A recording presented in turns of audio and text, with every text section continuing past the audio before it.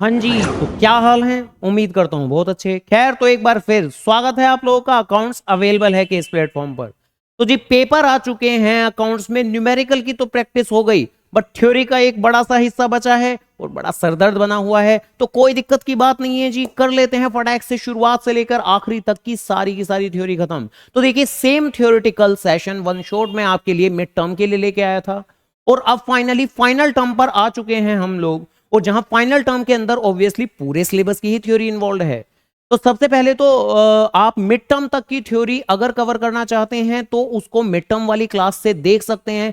आई button पे click करके भी उस वीडियो पे आप जा सकते हैं। सबसे पहले मिड टर्म तक की थ्योरी आप वहां से कवर आराम से कर सकते हैं। डिस्क्रिप्शन में भी मैं लिंक मेंशन कर दूंगा, ठीक है जी, वहां से भी आप जाकर देख सकते हैं अगर नहीं मिलता लिंक।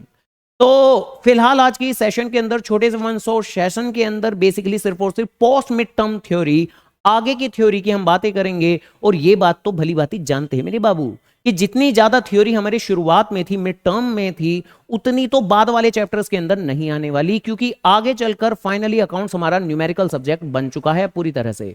तो अब बाकी के जो आगे के चैप्टर हैं उसमें से थ्योरेटिकल एस्पेक्ट जो कि है कंपैरेटिवली कम हो जाता है। बट इसका मतलब ये नहीं है कि फाइनल टर्म में आपकी थ्योरी आएगी नहीं, बेशक आएगी, जरूर आएगी मेरे बच्चा, जरूर आने वाली है। लेकिन उसके अंदर भी मिड टर्म की जो थ्योरी का aspects like accounting principle, rules of debit and credit, या सबसे पहला चैप्टर अकाउंट्स के फायदे नुकसान, तो उन्हीं के ऊपर आपको ज्यादा ध्यान देना है।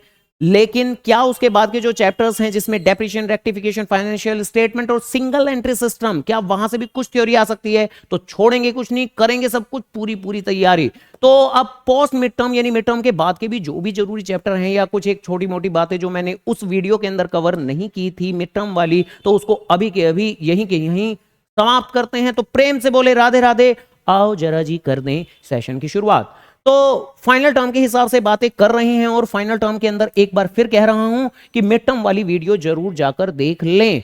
चलो जी करते हैं जी बातों की शुरुआत। तो देखिए, सबसे पहले ट्रायल बैलेंस की बातें करूंगा मैं। ट्रायल बैलेंस का मीनिंग कई बार एग्जाम के अंदर आपसे आ सकता है। क्या होता है ट्रायल बैलेंस? तो एक ऐसा हमारा अकाउंटिंग डॉक्यूमेंट जिसके अंदर दो कॉलम होते हैं। दो कॉलम होते हैं, एक डेबिट का कॉलम होता है, क्रेडिट का कॉलम होता है, ठीक है जी। तो ये कंसिस्ट करता है क्या? दो कॉलम को कंसिस्ट करता है। Debit side consist of all the debit balances, और दूसरी होती है मेरी क्रेडिट साइड, जिसमें सारे के सारे क्रेडिट बैलेंसेस रहते हैं। डेबिट बैलेंस किसके होते हैं? ऑब्वियसली एक्सपेंसेस और एसेट के। क्रेडिट बैलेंसेस किसके होते हैं? तो ऑब्वियसली इनकम और लायबिलिटी के। तो ट्रायल बैलेंस का मीनिंग काफी ज्यादा आसान सा है, अंडरस्टैंड करेंगे तो आराम से लिख भी पाएंगे। ट्रायल बैलेंस के ऑब्जेक्टिव भी आ सकते हैं, हालांकि एग्जाम के हिसाब से इतना जरूरी नहीं है। समझ सकते हैं हम क्या होंगे ट्रायल बैलेंस के ऑब्जेक्टिव। तो भाई ये हमारी अकाउंटिंग की अर्थमेटिकल एक्यूरेसी को दिखाता है कि अब से पहले जर्नल लेजर का सिस्टम कैसा चल रहा था, वो सही रिकॉर्ड हुआ या नहीं हुआ। तो हमारी बुक्स में अर्थमेटिकल एक्यूरेसी को दिखाता है। बल्कि इस ट्रायल बैलेंस की मदद से ही हम फाइनेंशियल स्टेटमेंट बनाते हैं। तो फाइनेंशियल स्टेटमेंट के लिए भी इनपुट की तरह एक बेसिस तैयार करके देता है ये ट्रायल बैलेंस। अभी तक का हमारा सारा का सारा सिस्टम बिल्कुल सही तरह से रिकॉर्ड हुआ है या नहीं हुआ? अगर नहीं हुआ तो ट्रायल बैलेंस मैच नहीं होगा। अगर ट्रायल बैलेंस मैच नहीं होगा तो हमारी बुक्स में कोई ना कोई एरर है। तो एरर की मौजूदगी को भी ये बेसिकली ट्रायल बैलेंस ही बता देता है। और यहीं से ही हमारा अगला टॉपिक निकल के आता है क्या मेरे बाबू, कि जब कभी भी ट्रायल बैलेंस की दोनों साइड बराबर नहीं होती, बताओ क्या करते हैं हम? हैं बैठ के रोते हैं कोई? नहीं। तो असल जिंदगी के अंदर अगर ट्रायल बैलेंस मैच नहीं हो रहा है तो डिफरेंस को हम सस्पेंस अकाउंट में डाल देते हैं। और यहीं से ही हमारा अगला टॉपिक बनता है कि what do you mean by suspense account. तो सस्पेंस अकाउंट क्या होता है, जरा आराम से सुन लेते हैं मेरे बाबू प्यारे प्यारे। क्या होता है सस्पेंस अकाउंट? तो देयर मे बी इंस्टेंसेस, ऐसी स्थितियां हो सकती हैं when total of a debit column of a trial balance is not matching, वो मैच नहीं कर रहा होता that of a credit balances. तो डेबिट और क्रेडिट के जो कॉलम होते हैं वो मैच नहीं कर रहे हो एट दैट टाइम। ऐसी स्थिति में जो भी आपका डिफरेंस आ रहा है, कहां जाऊंगा मैं, कहां जाएगा ये डिफरेंस? सस्पेंस अकाउंट के अंदर जाएगा। तो ऐसे में ये जो डिफरेंस है, difference of the trial balance है, ये डेबिट कर दिया, वो सॉरी ऐड कर दिया जाता है एक टेम्परेरी अकाउंट के अंदर। सस्पेंस अकाउंट कोई परमानेंट नहीं होता। सस्पेंस अकाउंट एक टेम्परेरी अकाउंट है जो फिलहाल के लिए हम लिख देते हैं, लेकिन जैसे ही हम चीजों को रेक्टिफाई करेंगे वो वैनिश हो जाएगा हमारी बुक से। तो एक टेम्परेरी अकाउंट है टू अवॉइड इन डिले। तो बेसिकली डिले ना हो बहुत ज्यादा, तो फिलहाल के लिए ट्रायल बैलेंस को मैचअप करने के लिए कि भाई एटलीस्ट फाइनेंशियल स्टेटमेंट प्रिपेयर हो जाएं, तो एक टेम्परेरी अकाउंट हम अपनी बुक्स में इंसर्ट कर देते हैं, and such temporary accounts are known as suspense account. तो देखिए सस्पेंस अकाउंट क्या है, एक temporary account, trial balance mismatch होगा तो डिफरेंस को हम सस्पेंस अकाउंट में डाल देते हैं, तो such account is known as suspense account. आगे गलतियों की बात हो रही है तो मोस्ट इंपॉर्टेंट आपका रेक्टिफिकेशन ऑफ एरर चैप्टर के अंदर एक टॉपिक है हमारा टाइप ऑफ एरर, एग्जाम में आना तय है, जरूर आएगा। तो देखिए कितने तरह के एरर होते हैं मेरे बाबू, 4 तरह के एरर होते हैं आपके, 4 तरह के एरर। एक वो एरर होता है एरर ऑफ ओमिशन, कि अगर आप किसी एंट्री को करना ही भूल जाते हैं, अगर किसी एंट्री को करना ही भूल जाते हैं, ठीक है, डबल एम आएगा, गलती से मैंने लिखा नहीं। तो error of omission, error of omission क्या होता है, किसी ट्रांजैक्शन को करना ही भूल गए। क्वेश्चन में लिखा है purchase of a goods not recorded anywhere, या withdrawal of a goods by businessman for his personal use omitted to be recorded. Omit word का मतलब होता है ट्रांजैक्शन को ही करना भूल गए। तो अगर कभी किसी ट्रांजैक्शन को कंप्लीटली, गलत तरह से नहीं, कंप्लीटली करना ही भूल गए तो एरर ऑफ ओमिशन कहलाता है मेरा सबसे पहले टाइप का एरर। देन उसके बाद में अगला और सबसे ज्यादा मेन, बहुत ज्यादा मेन क्या होता है मेरा, error of principle. Error of principle क्या होता है, एरर ऑफ प्रिंसिपल कि अगर आपने कभी अकाउंटिंग प्रिंसिपल्स या हमारे अकाउंटिंग के मेन रूल्स वोलेट कर दिया, तोड़ दिया, सही से निभाया नहीं, तो एरर ऑफ प्रिंसिपल कहलाता है। तो अगर कोई भी गलती आप कर रहे हो, एरर कमिट आप कर रहे हो रिकॉर्डिंग ऑफ ट्रांजैक्शन में इस तरह से, जो अगेंस्ट है, किसके अगेंस्ट है, अकाउंटिंग प्रिंसिपल्स के, अकाउंटिंग प्रिंसिपल्स के, अकाउंट रूल्स के। तो प्रिंसिपल रूल्स के अगेंस्ट अगर कोई भी काम किया, जैसे जैसे एसेट जो कि कैपिटल एक्सपेंडिचर होता है, तो फर्नीचर खरीदा था, एसेट खरीदा था, कैपिटल एक्सपेंडिचर था ये आपका, आपने इसे गलती से परचेज बुक में डाल दिया which is a revenue expenditure. तो फर्नीचर का खरीदा जाना which is a capital expenditure, आपने उसे परचेज बुक में डाल दिया which is a revenue expenditure. तो एक बड़ी भारी गलती कर रहे हो आप, कैपिटल एक्सपेंडिचर को रेवेन्यू एक्सपेंडिचर मान रहे हो, तो ये एक एरर ऑफ प्रिंसिपल है। एसेट को परचेज बुक में डालना, एरर ऑफ प्रिंसिपल। ऐसी एसेट की सेल को सेल बुक में डालना, एरर ऑफ प्रिंसिपल। क्योंकि एसेट की सेल कैपिटल रिसीट है, आप इसे रेवेन्यू रिसीट मान रहे हो, तो ये भी एक एरर ऑफ प्रिंसिपल है मेरे बाबू। अकाउंटिंग रूल्स या प्रिंसिपल को वोलेट करके कुछ करोगे तो वो एरर ऑफ प्रिंसिपल कहलाया जाएगा। कंपनसेटिंग एरर, जो नेक्स्ट एरर है वो है कंपनसेटिंग एरर्स। अब देखिए कंपनसेटिंग एरर्स के अंदर बेसिकली जो मेन नाम में ही सब कुछ छुपा है, कंपनसेटिंग एरर्स, यानी 2 गलतियां होनी चाहिए। अगर कभी भी 2 गलतियां इस तरीके से की गई हों कि एक गलती ने दूसरी को इफेक्ट को नलिफाई कर दिया, कट ऑफ कर दिया, जैसे एक सेल की ट्रांजैक्शन आपने 1000 रुपए से ज्यादा रिकॉर्ड कर दी, तो दूसरी 1000 से कम रिकॉर्ड कर दी, तो दोनों का नेट इफेक्ट तो सेम हो गया हमारा। सीधी सी बात है भाई, सेल को ज्यादा रिकॉर्ड कर दिया तो गलती है, लेकिन दूसरी सेल को अगर कम कर दिया तो इफेक्ट नलिफाई हो गया। तो कंपनसेटिंग एरर्स में सबसे पहली बात तो यह कि एरर 2 होने चाहिए, और इस तरह से होने चाहिए कि एक दूसरे का इफेक्ट नलिफाई कर दे, एक कम रिकॉर्ड की तो दूसरी ज्यादा रिकॉर्ड की, इफेक्ट नलिफाई। तो कंपनसेटिंग एरर्स क्या हैं, जो अकर होते हैं इस तरह से कि effect of one error are cancelled, एक ने बढ़ाया तो दूसरे ने गिराया, तो effect of one error are cancelled by another error, अगर इक्वल अमाउंट की ही बातें चल रही हैं। अब एक ने बढ़ाया तो 1000 से है, लेकिन दूसरे ने गिराया 5000 से है, तो वो तो नहीं होगा कंपनसेटिंग एरर। सेम अमाउंट होनी चाहिए, एक ने 1000 से बढ़ाया तो दूसरी ने 1000 से गिराया, तब होगा कंपनसेटिंग एरर। अगला और सबसे आखिरी क्या है जी हमारा, क्या है हमारा, हमारा प्यारा सभी को दुलारा सबसे vast error, error of commission. अब कमीशन ना पढ़िएगा इसे, हालांकि स्पेलिंग तो सेम ही है कमीशन के जैसी, बट एरर ऑफ कमीशन ये सबसे बड़ा एरर है, इससे बड़ा कोई एरर ही नहीं है। मान के चलिए कि अगर आप कभी भी इस तरह की कोई गलती करते हो, गलत अमाउंट लिख देते हो, एरर ऑफ कमीशन है। गलत पोस्टिंग कर देते हो, सेल की एंट्री थी परचेज में लिख दी है सेल की ट्रांजैक्शन थी परचेज बुक में लिख दी, या राम में लिखना था आपको, आपने रमा में लिख दिया, राम में लिखना था रमन में लिख दिया। तो गलत अकाउंट में लिख देना, गलत अमाउंट लिख देनी, या रॉन्ग बैलेंसिंग कर दी, रॉन्ग बैलेंसिंग कर दी, या रॉन्ग अमाउंट कैरी फॉरवर्ड कर दी। तो भाई गलत अमाउंट लिख देना, गलत अकाउंट में डाल देना है, गलत सब्सिडरी बुक में लिख देना, गलत कास्टिंग करना, गलत कैरी फॉरवर्ड करना, तो ये सब एरर ऑफ कमीशन है। और ध्यान रखिएगा हमेशा किसी भी एरर को आप सबसे आखिरी में चेक करिए एरर ऑफ कमीशन है या नहीं, क्योंकि अगर आपने सबसे शुरुआत में किया तो मे भी हो सकता है कि आपका जवाब हमेशा एरर ऑफ कमीशन ही आए। अब जैसे यहां पर मैंने कहा था कि फर्नीचर को खरीदा, गलती से परचेज बुक में डाल दिया, तो ऐसे में भी हम कई बार सोचेंगे कि फर्नीचर को खरीदा और गलती से परचेज बुक में डाल दिया, तो गलती से गलत अकाउंट में डाल दिया, तो ये तो एरर ऑफ कमीशन है। तो एरर ऑफ कमीशन नहीं है, क्योंकि ये पहली एरर ऑफ प्रिंसिपल बन चुका। तो शुरुआत में आप चेक करोगे कि वेदर कोई भी एरर आपका एरर ऑफ ओमिशन है, प्रिंसिपल है, आखिरी में सोचो error of commission. Error of commission तो सबको कहेगा हाँ भाई मैं एरर ऑफ कमीशन हूं, तो एरर ऑफ कमीशन को सबसे आखिरी में चेक करना है। जो कोई नहीं है वो एरर ऑफ कमीशन है, गलत अमाउंट, गलत अकाउंट, गलत पोस्टिंग, गलत बैलेंसिंग, गलत टोटलिंग, सब एरर ऑफ कमीशन है। तो इस तरीके से आपके टाइप ऑफ एरर भी आपके समाप्त हो जाते हैं। अगला जो चैप्टर भी है आपका डेफिनेशन, सबसे बड़ा, सबसे मेन, सबसे खतरनाक, न्यूमेरिकल में तो बट थ्योरी में आसान है। क्या है जी, जरा सुनते हैं। तो सबसे पहले तो डेफिनेशन का मीनिंग ही आपको जान लेना होता है, जो कि काफी ज्यादा आसान है। डेफिनेशन क्या है? Fall in a value of asset, कह सकते हैं reduction in a value of asset, reduction in a value of, reduction in a cost of a fixed asset. हालांकि डेफिनेशन में आप इसके कारण भी बता दें, डेफिनेशन लगने के कारण क्या होते हैं? Wear and tear, wear and tear, normal टूट फूट, या एसेट जो कि है वो ऑब्सोलीट हो चुका है, तो ऐसे करके डेफिनेशन दे देते हैं। एक टर्म होता है डिप्लीशन, डिप्लीशन। ये डिप्लीशन क्या होता है? तो हमेशा जितने भी अगर हमारे कोई ऐसे एसेट हैं, बड़े लोग हैं हम, खदानें हैं हमारी, माइनिंग है, नेचुरल रिसोर्सेज हैं, जंगल हैं पूरे के पूरे हमारे नाम, कार के ही हो सकते हैं।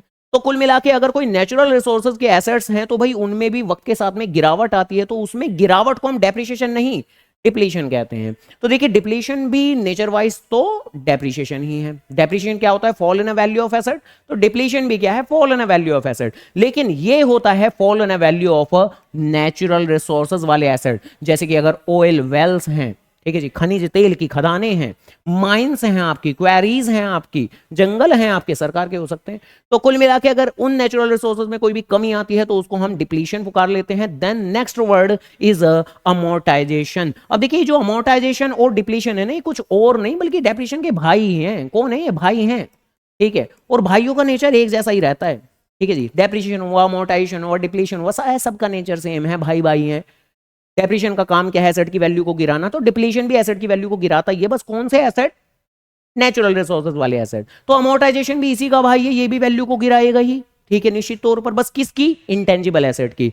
तो अमोर्टाइजेशन क्या होता है? ये हमेशा इंटेंजिबल एसेट्स के रेस्पेक्ट में यूज किया जाता है, जैसे कि पेटेंट हुआ, कॉपीराइट हुआ, गुडविल हुआ, उनकी वैल्यू में गिरावट को हम अमोर्टाइजेशन बोल देते हैं। बस इतनी सी बात है और कुछ भी नहीं।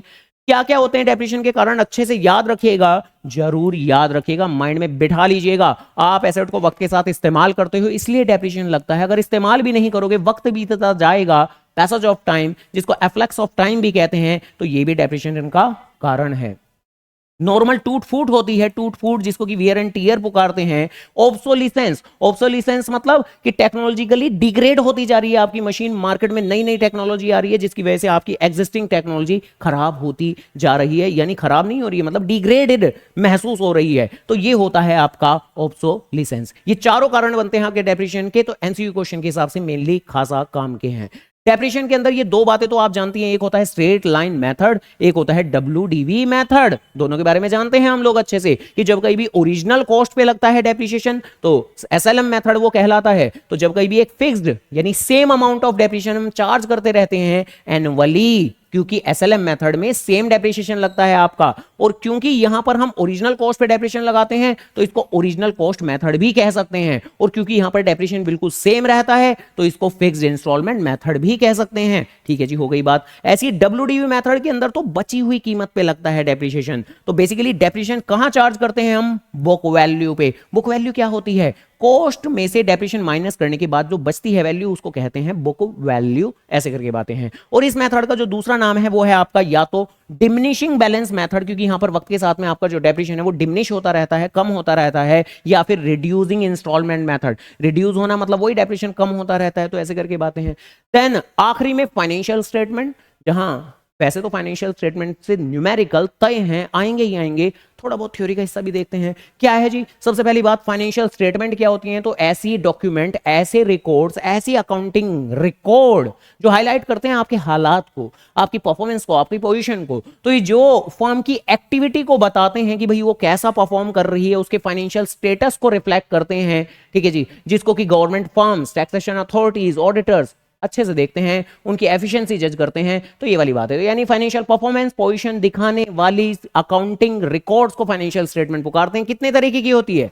बैलेंस शीट होती है, अच्छे से जानते हैं हम लोग। बैलेंस शीट होती है जिसमें हम एसेट्स और लायबिलिटी देखते हैं, जो कि हमारी फाइनेंशियल परफॉर्मेंस दिखाती है। अब ये वर्ड भी याद रखिएगा, जो हमारी क्या दिखाती है मेरे बाबू? फाइनेंशियल पोजीशन दिखाती है। सॉरी मैंने बोल दिया था परफॉर्मेंस, परफॉर्मेंस नहीं। परफॉर्मेंस दिखाने वाली चीजें तो क्या है? हमारी इनकम स्टेटमेंट। ये इनकम स्टेटमेंट क्या होती है? तो बेसिकली जो हम लोग बनाया करते हैं आमतौर पर ट्रेडिंग अकाउंट और प्रॉफिट एंड लॉस अकाउंट, उसी का ही दूसरा नाम है क्या? Income statement. तो बेसिकली इनकम स्टेटमेंट जो कि हमारी फाइनेंशियल परफॉर्मेंस को दिखाती है। फाइनेंशियल पोजीशन बताती है कौन? Balance sheet. फाइनेंशियल परफॉर्मेंस बताती है कौन? तो फाइनेंशियल परफॉर्मेंस बताती है हमारी income statement. That means trading and profit loss account. और होती हमारी कैश फ्लो स्टेटमेंट नाम की भी एक चीज है। नया नाम आप लोगों के लिए सुना नहीं है आज से पहले। क्या ये भी कभी बनाने को मिलेगा? यस, 12वीं क्लास में आना आते के साथ ही बनाना पड़ेगा कैश फ्लो स्टेटमेंट। सीएफएस पुकारते हैं इस चीज को, जिसमें हम कैश के फ्लो को एनालाइज करते हैं। अभी क्लास 11th के अंदर सिर्फ बैलेंस शीट और पी&एल अकाउंट ही बनाया है हमने, सीएफएस कैश फ्लो स्टेटमेंट नहीं बनाया। बट ये भी फाइनेंशियल स्टेटमेंट का हिस्सा होती है, ध्यान रखिएगा। तो ये नाम याद रख लीजिए, सीएफएस कैश फ्लो स्टेटमेंट। खैर आगे, फाइनेंशियल स्टेटमेंट में क्या कुछ कमियां भी होती है या नहीं? तो भाई अकाउंटिंग में जब कमियां हैं, चैप्टर नंबर 1 में हमने पढ़ी थी, तो उनके द्वारा प्रोड्यूस की गई फाइनेंशियल स्टेटमेंट में भी तो कमियां होंगी। भाई आमतौर पर ये रिफ्लेक्ट नहीं करता आपकी करंट फाइनेंशियल पोजीशन को, क्योंकि ये मार्केट वैल्यू को कंसीडर नहीं करता। हमारी अकाउंटिंग मार्केट वैल्यू को कंसीडर नहीं करती, तो हमारी फाइनेंशियल स्टेटमेंट भी नहीं बताती हमारी करंट फाइनेंशियल पोजीशन को ठीक तरीके से। जैसे हमारी अकाउंटिंग में बायसनेस हो सकती है, विंडो ड्रेसिंग हो सकती है, तो फाइनेंशियल स्टेटमेंट में भी बायसनेस आ जाती है। कई बार इंपॉर्टेंट इंफॉर्मेशन स्पेसिफाई नहीं करी जाती, ठीक है जी, छुपा ली जाती है, तो मतलब वही मैनिपुलेशन हो सकती है। क्वालिटेटिव एस्पेक्ट तो दिखाई नहीं पाता अकाउंटिंग, तो ये फाइनेंशियल स्टेटमेंट की भी कमियां हैं। कई बार इनसफिशिएंट डिटेल रह जाती है, जिससे कंप्लीट पूरी पिक्चर ऑर्गेनाइजेशन की नहीं दिखा पाते, क्योंकि यहां हम सिर्फ फाइनेंशियल डेटा रिकॉर्ड करते हैं। What about non financial data? क्या वो ऑर्गेनाइजेशन को इंपैक्ट करेगा? बेशक करेगा, बट अकाउंटिंग में नजर आते, फाइनेंशियल स्टेटमेंट में नजर नहीं आते। सबसे आखिरी, सिंगल एंट्री सिस्टम। तो सिंगल एंट्री सिस्टम क्या होता है? एक ऐसा सिस्टम जहां पर ट्रांजैक्शन का डबल इफेक्ट डेबिट क्रेडिट नहीं रिकॉर्ड करते। हम ट्रांजैक्शन का सिर्फ सिंगल एस्पेक्ट, मेनली पैसे से लेना देना रखते हैं, कैश एस्पेक्ट देखते हैं। तो देखिए आमतौर पर सिंगल एंट्री सिस्टम के अंदर कौन कौन से डॉक्यूमेंट बनाए जाते हैं? तो कैश बुक बनाते हैं मेनली हम, और जो हमारे लेनदार, देनदार, डेटर और क्रेडिटर हैं, वो और कैपिटल अकाउंट मेंटेन करते हैं। ना हम कोई लेजर बनाते, ना ट्रायल बैलेंस बनाते, कुछ नहीं बनाते हम लोग सिंगल एंट्री सिस्टम के अंदर, ध्यान रखिएगा। तो ये क्या है? ये एक ऐसा बुक कीपिंग मेथड है, ये एक ऐसा अकाउंटिंग मेथड है, ऐसा बुक कीपिंग मेथड है जो बिजनेस ट्रांजैक्शन को रिकॉर्ड करता है सिंगल अकाउंट के अंदर, सिंगल इफेक्ट्स के साथ में। ये सिंपल होता है, स्ट्रेट फॉरवर्ड होता है, इसके अंदर मेनली सिर्फ कैश के फ्लो का लेना देना होता है। इट डज नॉट प्रोवाइड, ये इसकी मेन खामी रहती है कि ये प्रोवाइड नहीं कर पाता कंप्लीट पिक्चर आपके बिजनेस फाइनेंसेस की, यानी ओवरऑल एनालिसिस इतना करके नहीं दे पाएगा, अर्थमेटिकल एक्यूरेसी नहीं होती, साइंटिफिक नहीं होता ये इतना ज्यादा, क्योंकि इसमें ट्रायल बैलेंस जैसी चीजें, सभी लेजर अकाउंट नहीं बनाए जाते। खैर फीचर्स क्या हैं आपके सिंगल एंट्री सिस्टम के? तो रिकॉर्ड करता है सिर्फ हर एक ट्रांजैक्शन को वंस, एक बार, यानी सिंगल इफेक्ट रिकॉर्ड करता है। सिर्फ कैश के इनफ्लो को मेन मुद्दा बनाता है, बाकी चीजों को छोड़ देता है। और क्योंकि लिमिटेड डिटेल इसमें रहती है, तो लैक ऑफ एक्यूरेसी रहती है, काफी ज्यादा अनसाइंटिफिक मेथड होता है। हालांकि कॉस्ट इफेक्टिव है ये, अब पैसा कम लगेगा, वक्त भी कम लगेगा, और आसान है काफी ज्यादा। हमारे लिए भी तो आसान है, न्यूमेरिकल कितने आसान थे सिंगल एंट्री सिस्टम के। खैर, तो सिंपल सिस्टम है जो आमतौर पर सूट करता है छोटे छोटे बिजनेसेस को, बड़े ऑर्गेनाइजेशन तो नहीं करने वाले। डबल एंट्री सिस्टम से अगर मैं कंपेयर करूं, तो भाई डबल एंट्री सिस्टम तो परफेक्ट सिस्टम है, डेबिट एंड क्रेडिट का एक बेहतरीन सिस्टम है, साइंटिफिक है, एक्यूरेसी देता है, करेक्ट प्रॉफिट और लॉस देता है, कैश क्रेडिट दोनों चीजों को रिकॉर्ड करता है। तो बेसिकली अगर कंपेयर करें डबल एंट्री सिस्टम में, तो ये डबल एंट्री सिस्टम में हर एक ट्रांजैक्शन को रिकॉर्ड मैं डबल इफेक्ट के साथ करता हूं। डेबिट एंड क्रेडिट ज्यादा साइंटिफिक है, ज्यादा एक्यूरेट है, ज्यादा अच्छा रिजल्ट देता है in a form of a profit. तो डबल एंट्री सिस्टम प्रोवाइड देता है हमें एक accurate detailed financial information, single entry system ये नहीं दे पाता। और बस इसी के साथ आपकी आज की कक्षा यही समाप्त। अगेन वन मोर, अगर अभी तक नहीं देखी है मिड टर्म वाली थ्योरी का सेशन, तो जाकर उसे जरूर देख लीजिए। पेपर में अच्छे से शांत रहकर थ्योरी को याद करके जरूर जाइएगा, क्योंकि अगर सिर्फ अपेरेंटली समझ के चले गए तो लैंग्वेज इतनी कंक्रीट नहीं हो पाएगी आपकी। तो चीजों को समझना एक बात, लेकिन याद करना दूसरी बात, तो भैया याद जरूर कर लीजिए। और नहीं है वक्त तो कोई बात नहीं, तो जय माता दी। है ना। राधे राधे। चलिए खैर, तो okay done, tata bye bye, take care.